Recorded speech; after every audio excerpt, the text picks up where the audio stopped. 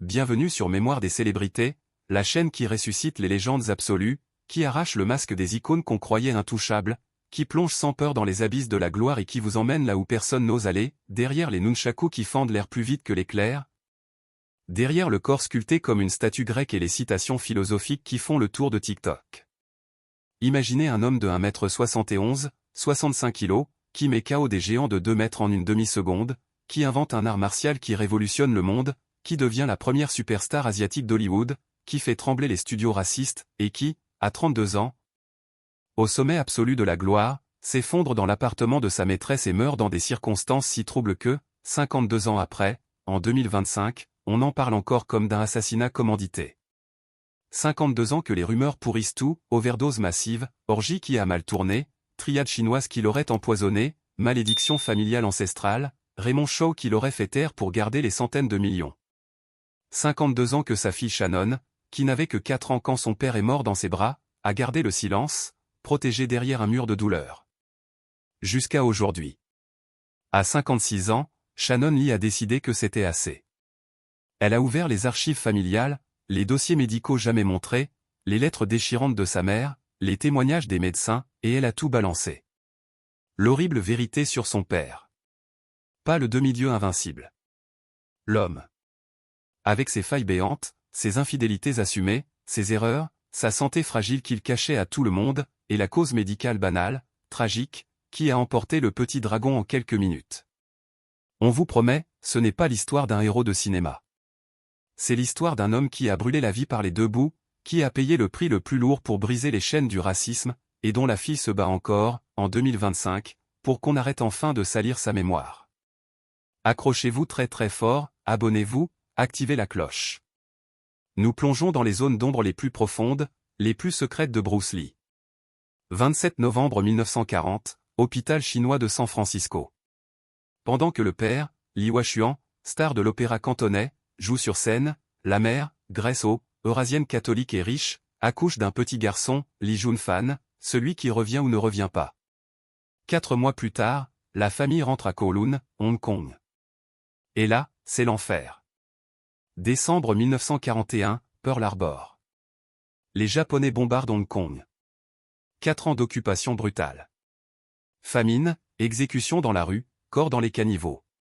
Le petit Bruce, malingre, asthmatique, tourne déjà dans 20 films à 6 ans pour ramener quelques dollars à la maison. Il joue les orphelins, les petits voleurs. À 13 ans, Hong Kong est un coupe-gorge. Les gangs triades règnent. Bruce est petit, métis, on le traite de « bâtard eurasien ».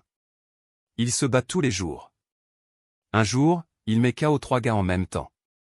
Son père, terrifié, l'inscrit chez le maître Yip Man, légende du Wing Chun. Bruce devient obsédé. Il s'entraîne 10 heures par jour. À 16 ans, il gagne le tournoi interlycée de boxe anglaise. À 18 ans, il est champion de cha-cha-cha, oui, il dansait comme un dieu, et invaincu dans les combats de rue. Mais il va trop loin, il tabasse le fils d'un boss triade. Menace de mort. Ses parents le mettent dans un bateau cargo direction Seattle avec 100 $ et une valise. Il a 18 ans. Il ne reverra jamais son père vivant. Seattle, 1959. Il dort dans la cuisine d'un restaurant chinois, lave la vaisselle, enseigne le kung-fu pour $1 de l'heure. Il s'inscrit à l'université de Washington en philosophie. Il ouvre une petite école. Il invente le Jeet Kune Do, n'avoir aucun style pour avoir tous les styles. Be Water, my friend. Il rencontre Linda Emery, 18 ans, blonde, étudiante en biologie. Coup de foudre absolu. Il se marie en secret en août 1964 parce que dans 17 États américains, un Asiatique n'a pas le droit d'épouser une blanche. Brandon naît en février 1965. Shannon en avril 1969. Bruce enseigne à Hollywood. Steve McQueen, James Coburn, Chuck Norris, Karim Abdul-Jabbar deviennent ses élèves privés. Il gagne enfin de l'argent. Mais Hollywood le traite comme un sous-homme, on te prend pour faire le chinois de service, jamais le héros. Il accepte le rôle de Kato dans The Green Hornet. Il vole la vedette au héros blanc. Les lettres de fans explosent. La série est annulée après une saison. Bruce touche le fond. Il se blesse gravement au dos en faisant un exercice sans échauffement. Paralysie partielle. Les médecins lui disent « Vous ne remarcherez peut-être jamais correctement ». Il reste alité 6 mois. Il écrit un livre, Tao of Jeet Kune Do. Il se relève. Plus fort. 1971 frustré, il accepte un petit film à Hong Kong pour $7 500. The Big Boss explose tous les records asiatiques. Puis la fureur de vaincre, il casse le panneau « No Dogs and Chinese Allowed ». Le public hurle.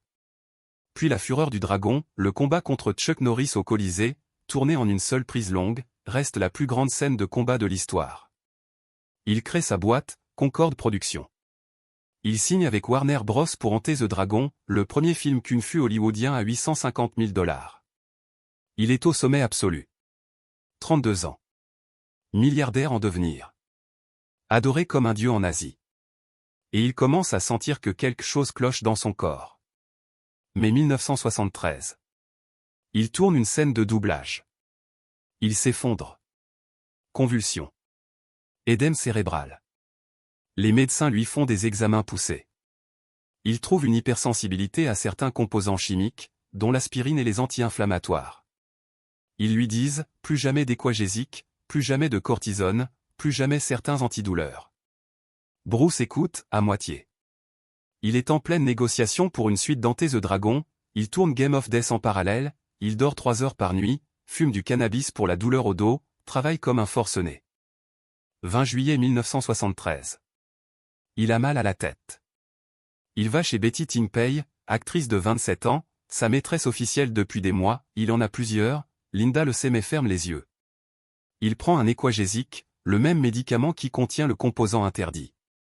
Il s'allonge pour une sieste. À 21h30, Betty essaie de le réveiller. Impossible. Il est en coma profond. Ambulance. Hôpital Queen Elizabeth. À 23h30, Bruce Lee est déclaré mort. Édème cérébral massif. Réaction allergique fatale au méprobamate contenu dans l'équagésique. Il avait déjà eu une alerte 2 mois avant. Il n'a pas écouté les médecins. Point final. Le scandale est planétaire. On le trouve dans le lit de Betty. Les tabloïds hurlent, overdose de cannabis et aphrodisiaque, orgie, triade qui l'aurait empoisonné parce qu'il refusait de payer la protection, Raymond Shaw qui l'aurait fait taire pour garder les droits d'Enter the Dragon. Malédiction parce que Bruce avait insulté les esprits en refusant de mettre des lunettes protectrices sur un plateau. L'autopsie est bâclée. Le corps est rapatrié à Seattle. Deuxième autopsie. Troisième à Hong Kong. Rien. Juste l'édème. Linda écrit une lettre déchirante publiée dans les journaux, « Je connaissais l'homme derrière le mythe. Il n'a jamais touché à la cocaïne, à l'héroïne, rien. C'était un antidouleur banal. Arrêtez de salir mon mari. » Betty Ting-Pei doit se cacher pendant 10 ans, menacée de mort par les fans. Et la malédiction continue. 31 mars 1993. Brandon Lee, 28 ans, tourne The Crow. Une arme censée tirer à blanc contient une vraie balle coincée dans le canon. Il meurt en direct, devant les caméras. Comme son père, jeune, au sommet, dans des circonstances absurdes. Pendant 52 ans, Shannon Lee a vu son père devenir une caricature, drogué, mafieux, surhomme arrogant, clown raciste dans les films d'Hollywood. Elle a vu Quentin Tarantino, en 2019, le montrer comme un crétin prétentieux qui perd contre un cascadeur blanc dans Once Upon a Time in Hollywood. Elle a vu les théories du complot exploser sur Internet, empoisonné par les triades, tué par la CIA, malédiction parce que son père avait défié les esprits. Et puis, depuis 2020, Shannon a dit stop. À 56 ans, elle a ouvert les archives familiales comme jamais. Podcast, interview, livre, In My Own Process, série Warrior, l'idée refusée par Hollywood en 1971 parce qu'un héros asiatique, ça ne se faisait pas. Elle a tout balancé, les larmes aux yeux. Mon père n'a jamais pris de drogue dure. Jamais. Ni cocaïne, ni héroïne, ni LSD. Il fumait un peu de cannabis pour la douleur au dos, c'est tout.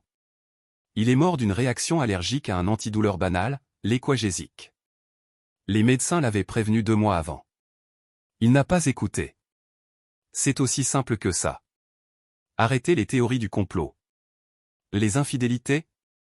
Oui, il a trompé ma mère. Plusieurs fois. Betty Ting-Pei, Sharon Farrell, d'autres actrices. Il était humain. Il était une star. Mais il rentrait toujours. Il aimait ma mère. Il nous aimait.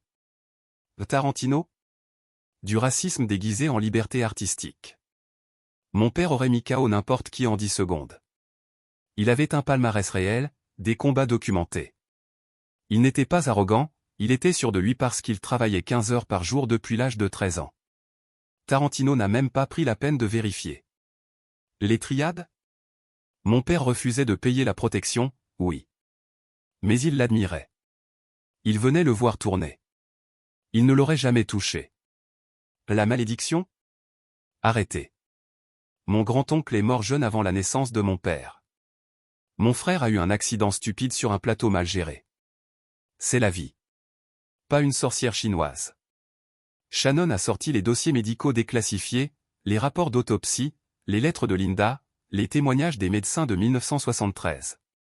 Elle a pleuré en direct, arrêtez de salir l'homme pour faire des vues. Souvenez-vous du philosophe qui lisait Nietzsche et Bouddha, du père qui me portait sur ses épaules, du mari imparfait mais aimant, du penseur qui disait « Be water, my friend ». Il était humain. Laissez-le enfin reposer en paix. Aujourd'hui, en 2025, Shannon dirige la Bruce Lee Foundation avec sa fille Oren. Elle a produit 3 saisons de Warrior sur Max.